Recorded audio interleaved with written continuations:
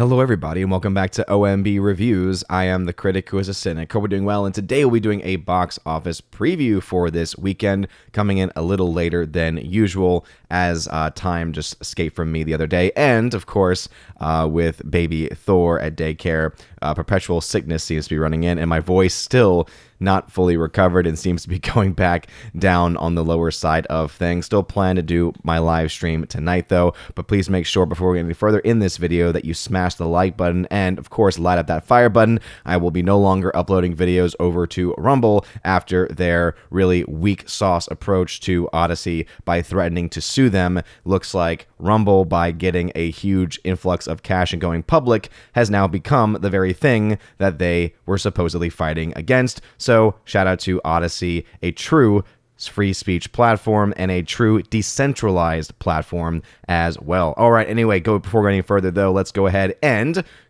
also talk about subscribing to the channel, hitting that bell notification. That way you never time a new video or live stream goes live on the channel. I'm all over the place this morning, but we got Disney's West Side Story coming in this weekend, expected to make only $13.2 million. And this is an interesting case because it's clear based on the fact that it's only expected to be released in around 2,800 screens that they were not expecting and are not expecting this film to be a big moneymaker by the fact that they are releasing this in less than 3,000 screens. Keep in mind that usually when you had wide releases, you're talking about 3,500 to over 4,000 screens, and this one's coming in pretty well underneath the 3,000 seats or 3,000 theater mark. And so it makes you ask the question of whether or not they had any faith or have any faith in this movie at all, or whether they are simply trying to get this film to be nominated and get accolades and things like that, which is likely going to be the case.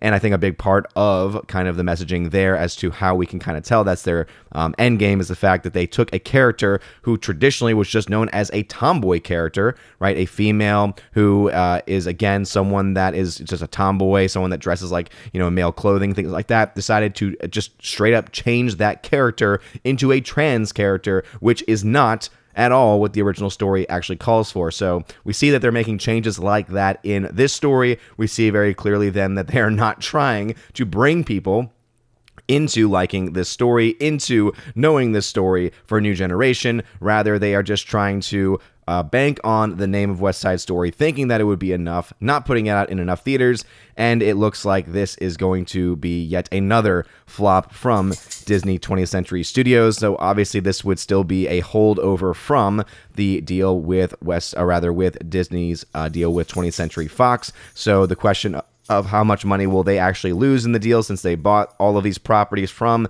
again, really hard to tell at this point in time. But what we can say is that it is yet another example, or seemingly another example, of a Spielberg film that is failing to really deliver on what Spielberg has been able to do in the past. It's kind of crazy to think that the same director that helmed projects like Jaws, massive mega summer blockbuster hits, is now making films that are either just meant for Oscar bait or are just simply meant to not make money and in fact lose a lot of money. The insane thing about West Side Story is actually the fact that this film cost as much as it did, and it really makes you wonder, where in the hell did any of this money actually go? It really can't be said that it goes to the actors because none of the actors in the film are really that well known. Again, there's a couple of names in there that people might be able to recognize, but that really doesn't seem to be the case. There's no real need for any crazy special effects in this film, and so once again, where in the world are they spending the money for this actual project, which is expected to have cost around $100 million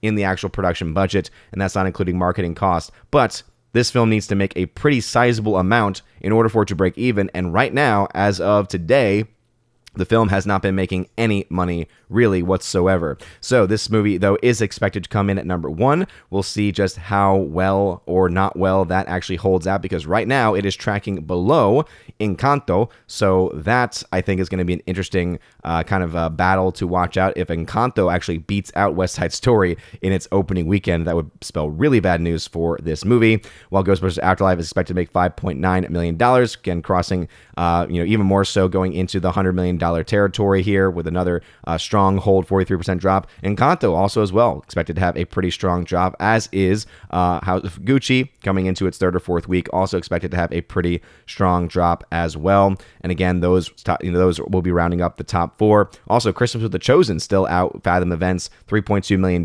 expected to lose a lot of its theaters. But again, this is a special event, so the fact that it's losing 15, it's losing a lot of theaters, or rather it's coming in at a very small number of theaters and still only making around 25 or losing 25% of what it made its opening weekend. That is still pretty impressive for a Fathom Event special, which, remember, broke Fathom Event records just the other day. What's interesting to me, though, about West Side Story is that, again, the expected number was 13.2 million. This was the last of the projected numbers, but we have updated numbers here as well, or at least comparison numbers. The original estimate for this film, right? So this was the last of the long range forecasts according to Box Office Pro. The original estimate was that this film, West Side Story, was going to make somewhere between $14 and $22 million in its opening weekend. As you can see, the fact that they've now said that it's going to actually be closer to 13.2, and I imagine that number will probably come in a lot under or a lot less than that, I think really just shows why this film and why Disney and Spielberg should be concerned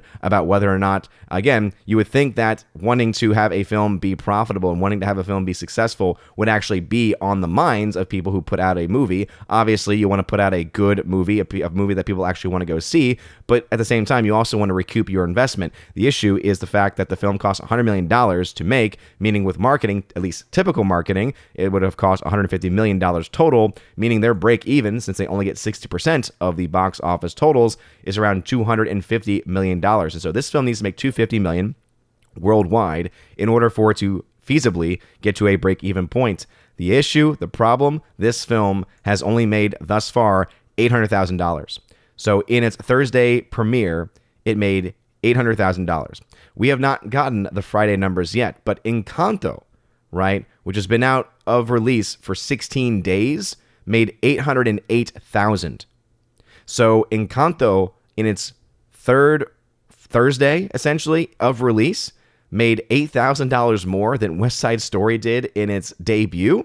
That is not very good. Christmas of the Chosen, a Fathom Events special event, is, again, also available in about 1,000 less screens than that, has been out for 9 days, only made $40,000 less than West Side Story did in its debut.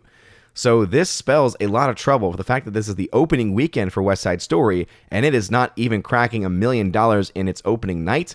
That is not a very good look. And if this tracking continues and this film comes in underneath Encanto, and the box office estimates for Encanto were around $8 million, you could see this film fall somewhere in the $6 to $8 million range. Now, we have to wait for the Friday numbers. We got to wait, of course, for the Saturday update numbers as well. And I'll have a full box office breakdown tomorrow morning. But the fact that it had a very paltry, a very weak opening night really does make me wonder whether or not this film is going to be able to do much of anything, let alone make $250 million worldwide to break even. And it goes, once again, to show that Disney really just does not understand how to spend money and how to spend money well. And Spielberg has clearly lost his touch. And I imagine that a big part of that is making a film that no one asked to be remade and tweaking characters and tweaking elements of the story to try and fit modern day political narratives, which again, no one wants, because no one wants to be preached to when they go to see a movie. Anyway, what are your thoughts about this? Do you think West Side Story is going to end up beating Encanto? Again, it's a new release, and so it theoretically has that momentum, and these were the, again, estimates going into the weekend, but having those Thursday numbers now at coming in under Encanto, coming in under $1 million in its opening night, not a very good start for the film. So, of course, we will continue to follow that here on the channel, and we'll have a full box office breakdown here and also a partial box office breakdown over on the Geeks and Gamers channel tomorrow as well. So please make sure that you share this video with anyone who's interested in box office numbers. Smash that like button, light up that fire button if you're watching on Odyssey. Again, hashtag Team Odyssey all the way. Screw you, Rumble. You're all amazing and beautiful people. Hope you all have a wonderful rest of your day. And as always, God bless.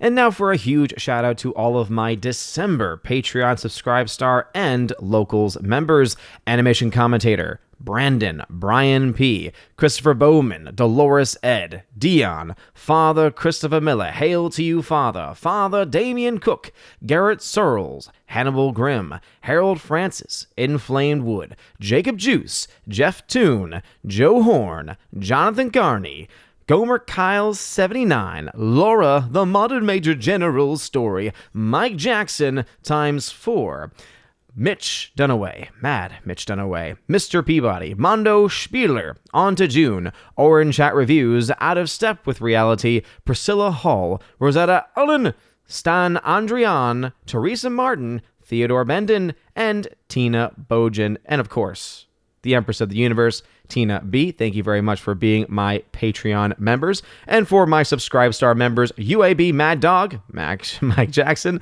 Storm Tracker, The R, Fast Reaction, Nosferatu Gatsu, Stan 4, John B., Mr. Roy, Glinzer, J. Alex McCarthy Jr., Dean Heiss / the new number 2, J-Rod, the Beer Guru, and ZK-Man. Thank you very much for supporting me on Subscribestar. And to my 4 members over on Locals.com, Kara Tharp, UAB Mad Dog, once again, Mike Jackson, Bifford a Hobbit, and Robert Barnes. Thank you for supporting me on Locals, and if you want to have your name shouted out at the end of every video and live stream, check out the top link in the video description below. It's called Willow, or w.lo, Willow link. It'll bring you to all of my social media platforms and also to all of the various other locations that you can support the channel. You can get access to things like giveaways, where I do giveaways of 4K films, 4K steelbooks, digital codes, all kinds of stuff every single month. Also, there's a level where you get access to all of that, plus an exclusive podcast that I do with John the Flick Pick Flickinger,